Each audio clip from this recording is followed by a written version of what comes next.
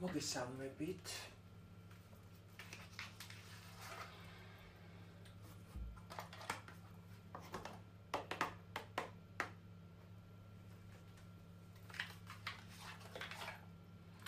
დღეს გვექნება გაშლა თემით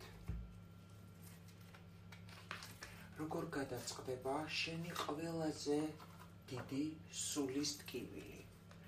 რა იქნება მაგ სულის ტკივილის ვერდიქტი? ანუ შინაარსობრივად გულისხმობ რას ნახეთ? აი ხლა რაც ტკივა შენ შინაგანად და გაწუხებს ძალიან. როგორ დასრულდება, რა ფორმას მიიღებს დასრულებისას ეგ ახლანდელი მტკივნეული შენი მდგომარეობა. იმედია ტარომაც გაიგო ენერგეტიკულად, რისი თქმა უნდა, უფრო აი გასაგებად უკვე გაშლაში ნახავთ, ხო? მანამდე კი ვნახოთ სიგნიფიკაცია და ეს მეძახის სიგნიფიკაციაზე ამდენი დასტური რისთვის წამოვიდნენ, არ ვიცი. ვნახოთ. სიგნიფიკაცია ვნახოთ. რა ხდება ახლა შენს თავში, შენს სულში, მთლიანად შენში და რამდენი არკანები წამოვიდნენ ახლა.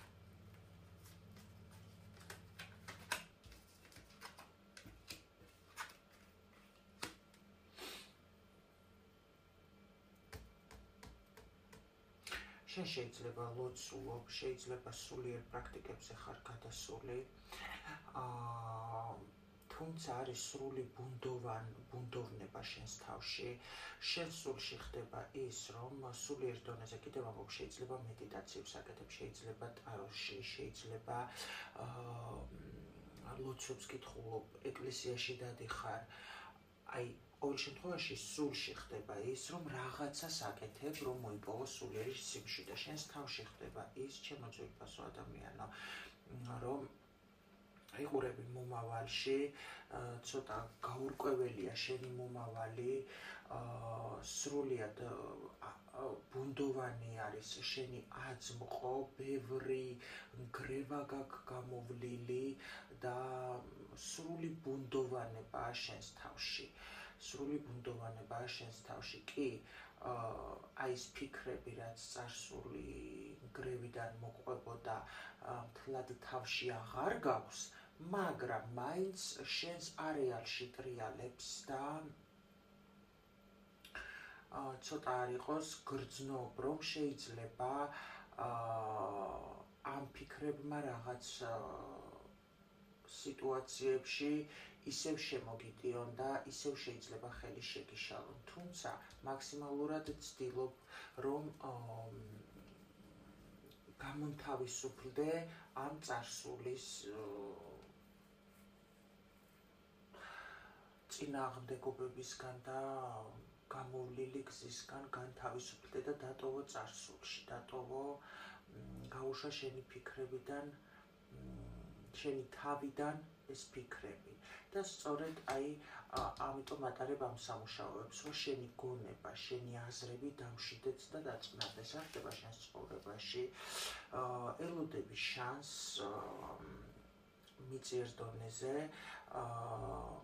რაღაცა, აი გეუბნები აქ რაღაცას აკეთებ იმისთვის, რომ შენ გამოხვიდე ამ სიტუაციიდან. შენ ცხოვრებაში ის ხდება ზუსტად და გონებაშიც, რომ აი თითქოს აკეთებ რაღაც სამუშაოებს იმისთვის, რომ მიიღო სამყაროსგან ახალი შანსი, რომელიც საბოლოოდ გამოგიყვანს ამ მენტალური კრიზიდან, რომელშიც იყავი და რომელსაც თითქმის თავი დააღწიე ამ სამუშაოებით, რასაც შენ აკეთებდი და მაქსიმალურად ყველაფერს აკეთებ, თუ კი რამე არის შესაძლებელი. აქ იგულისხმება ის, რომ რასაც გეუბნება, შეიძლება გყავთ ადამიანი, მოწვარი, სულიერი, მიწიერი, რომელიც რასაც გეუბნებათ მაქსიმალურად ასრულებთ იმ ყველაფერს, უბრალოდ ახლა ხართ მოლოდინში სამყაროსგან, რომ დაინახოთ გზა, რომლის მეშვეობითაც საბოლოოდ გამოხვალთ ამ მენტალური მდგომარეობიდან. თუ იცანით თქვენი სიტუაცია დარჩით გაშლაზე,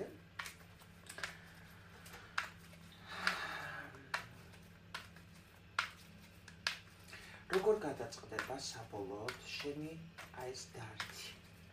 რა სახეს მიიღებს სამყაროს კანონზომიერების, კანონმდებლობის მიხედვით შენი ახლანდელი სიტუაციის ბოლო რა იქნება?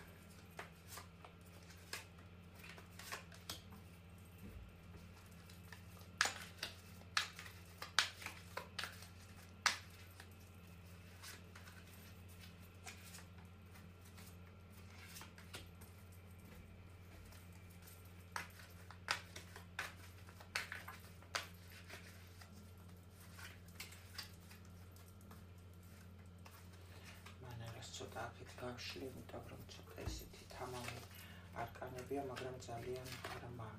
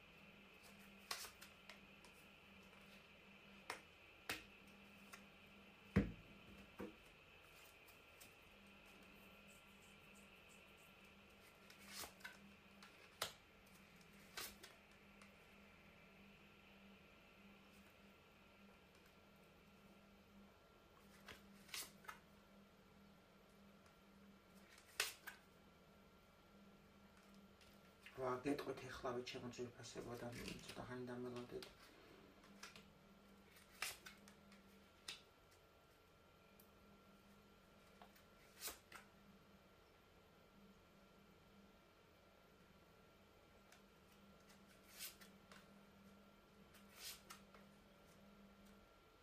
ხო.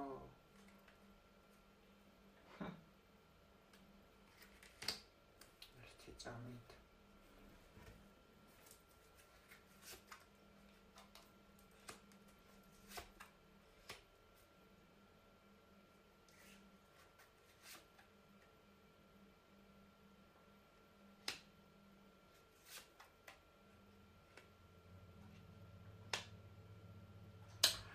ესე იგი, აქ როგორც ჩანს, ეხება ურთიერთობას საქმე.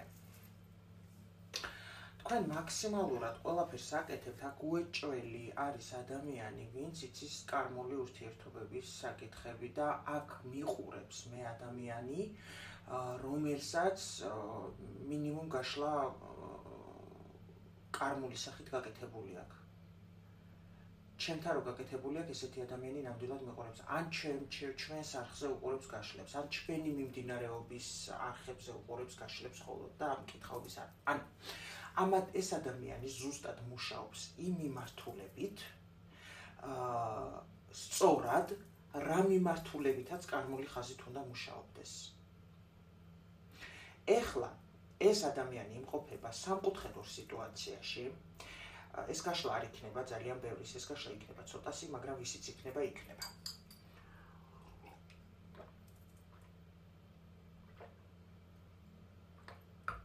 ვისაც ჩემი წყლის დალევა აღიზიანებს, ეხლა გამახსენდა, შეგიძლიათ კომენტარები თქვენთვის შეინახოთ, მე როდესაც ნაგაჩი ვარ ჩართული, ეს არის ენერგია, რომელიც მეშვეობითაც მე თქვენ გიკითხავთ აქ ტაროს. და მე ვერ ვაკონტროლებ როგორ სვავ და რანაირად, იმიტომ რომ მაქსიმალურად ჩემი სული გასულია ასტრალში და ინფორმაციაზეა კონცენტრირებული. აქ მიყურებს ადამიანი, ვინც არის სამკუთხედში, ან იყო სამკუთხედში, ეხლა არის გაჩერებული სიტუაცია, ამ ადამიანის, ვინც მიყურებს, გამოჯანმრთელება მიმდინარეობს. მე აქ მიყურებს ადამიანი, ვისაც უნდა ამ კაცთან სერიოზული ურთიერთობა. ცოლობა ან თანაცხოვრება ახალი ეტაპით. ეხლა არის აი გაჩერებული როგორ იცი, შეიძლება ხართ სამკუთხედში და არის ურთიერთობა, მაგრამ არის დამცირებულ პოზიციაში, ან იყო დამცირებულ პოზიციაში. არის ერთი და იგივე სიტუაცია, სადაც მხოლოდ ერთი და იგივე ხდება, არანაირი ძვრა არ არის, თუმცა ეს ქალი, ვინც აქ ყავს, მე უყურებს გაშლებს, მინიმუმ გაშლებს უყურებს და მაქსიმუმ თავის კარმული გარჩევა აქვს გაკეთებული და ზუსტად იმ მიმართულებით მუშაობს, რა მიმართულებითაც უნდა მუშაობდეს სულის დონეზე ეს ადამიანი, იმიტომ რომ აქ მედიტაციებსაც აკეთებს, აქ რაღაცა პრაქტიკები აქვს ნაკეთებული. აქ ჩემი გოგო, რომლებიც იყვნენ მატრიცულ მედიტაციაზე, აუცილებლად ვიღაცა აუცილებლად არის აქ. ადამიანი, რომელსაც უნდა ამ მამაკაცის ცოლობა.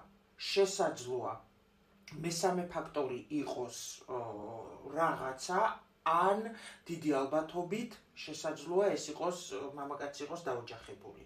ან კიდევ ამბობ, საჯაროა გაშლა, ეს მესამე ფაქტორი შეიძლება იყოს ოჯახი, დედა და ასე შემდეგ, რომელიც უშლის ამ ურთიერთობის დასერიოზულებას ხელს.